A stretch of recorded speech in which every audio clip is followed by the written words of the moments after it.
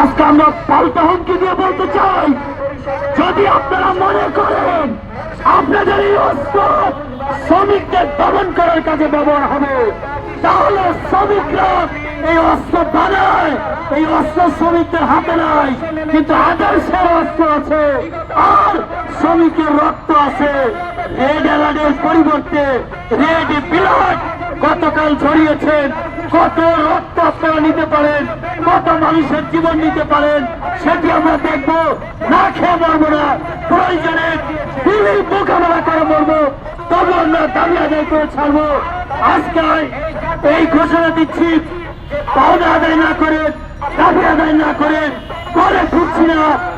Army police senior থাকবে না পিঠ বেতন ছেড়ার উপদেষ্টা এবং সচিব সাহেব, আপনাদের হুঁশিয়ার করে বলছি, আপনারা যদি ব্যর্থ হন বলে দেন যে আপনারা ব্যর্থ, আপনারা পারছেন না, এই ঘোষণা শুনতে চাই। আজকে ওই মালিকদেরকে ধরে এনে পাওনা আদায় করে দেবেন, আর তা না হলে আপনারা পারবেন না।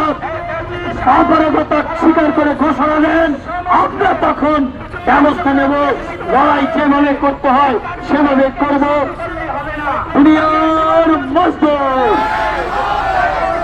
এক হও, লড়াই করো, ইসলাম ক্যাম্পের সংযোগ, দাবি আদায়ের সংযোগ, পেটে চলছে ক্ষুধার আগুন, এই আগুন ছড়িয়ে দাও, পেটে চলছে ক্ষুধার আগুন। লড়াই লড়াই লড়াই চাই, লড়াই করে জিততে চাই।